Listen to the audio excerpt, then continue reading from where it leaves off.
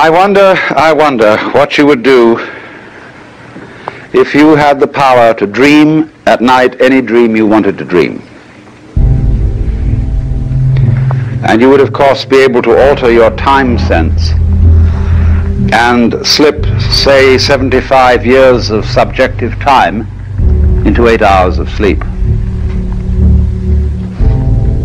You would, I suppose, start out by fulfilling all your wishes. You could design for yourself what would be the most ecstatic life. Love affairs, banquets, dancing girls, wonderful journeys, gardens, music beyond belief. And then after a couple of months of this sort of thing at 75 years a night, you would be getting a little taste for something different. And you would move over to an adventurous dimension where there were sudden dangers involved and the thrill of dealing with dangers. And you could rescue princesses from dragons and go on dangerous journeys, make wonderful explosions and blow them up, eventually get into contest with enemies. And after you've done that for some time, you'd think up a new wrinkle to forget that you were dreaming, so that you would think it was all for real, and to be anxious about it, because it'd be so great when you woke up. And then you'd say, well, like children who dare each other on things, how far out could you get? What could you take? What dimension of being lost, of abandonment of your power, what dimension of that could you stand? You could ask yourself this because you know you'd eventually wake up.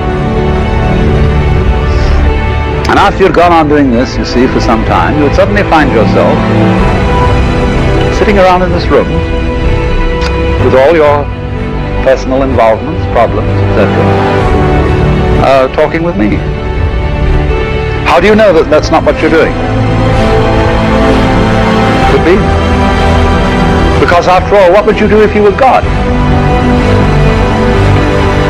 If you were what there is, the self. In the Upanishads, the basic texts of Hinduism, one of them starts out saying, in the beginning was the self. And looking around, it said, I am. And thus it is that everyone to this day, when asked who is there, says it is I.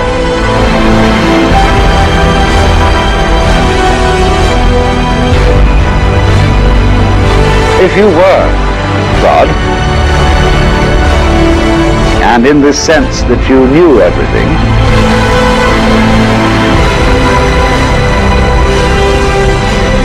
you would be bored.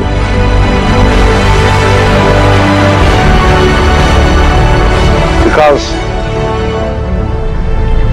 if, looking at it from another way, we push technology to its furthest possible development, and we had, instead of a dial telephone on one's desk, a more complex system of buttons,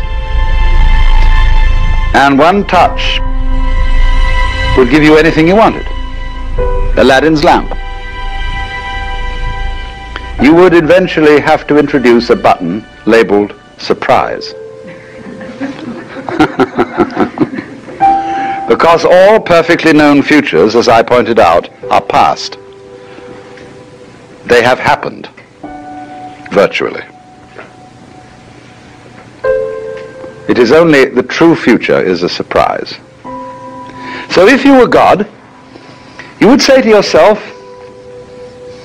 man, get lost.